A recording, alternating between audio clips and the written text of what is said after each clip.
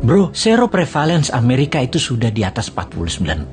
Gila banget nih negara. Informasi ini datang dari seorang sahabat yang 10 tahun terakhir mengajar di sebuah kampus ekonomi di sisi timur Amerika. Dialah yang mengajari Bosman tentang MMT, Modern Monetary Theory. Beliau juga sahabat dari Stephanie Kelton, pejuang konsep ekonomi modern MMT ini, di mana konsep MMT ini dipakai Amerika. Namun yang diajarkan di kampus beda dengan yang Amerika pakai. MMT juga dipakai di Tiongkok, Jepang, Jerman, Inggris, dan saat ini Turki serta Argentina mengadopsinya. Untuk Indonesia, tenang. Kalau Newman jadi pegang kendali, pasti pakai MMT. Pada sabar ya, dan terus berjuang memintarkan masyarakat. Lihat ilmunya, fokus di ilmunya, dan jangan fokus di populernya seseorang. Karena kebanyakan mereka ingin menarik di panggung politik, fokusnya membuat populer saja. Seperti para calon-calon saat ini, mencari populer tanpa punya konsep bernegara. Kembali ke informasi sepotong di atas. Pertanyaan di kepala saya selanjutnya adalah, apaan tuh seroprevalence? Sehingga saya pun bertanya kepadanya. Seroprevalensi adalah jumlah individu dalam suatu populasi yang menunjukkan hasil positif baik untuk penyakit tertentu berdasarkan spesimen serolog atau serum darah. Jadi, menurut sahabat saya ini, di Amerika kekebalan tubuh imunitas terhadap COVID lebih dari 49,1% dari populasi. Dan ini hebat, ditambah yang telah berhasil divaksin adalah 13,7% saat ini. Maka Amerika sudah mendekati herd immunity. Ya terang saja nonton final NBA kemarin pada nggak pakai masker. Kenapa hebat? Karena mayoritas kekebalannya didapat dari alami, yaitu natural herd immunity. Gak heran dalam diskusi di Clubhouse, Elon Musk mengatakan, unvaccinated sperm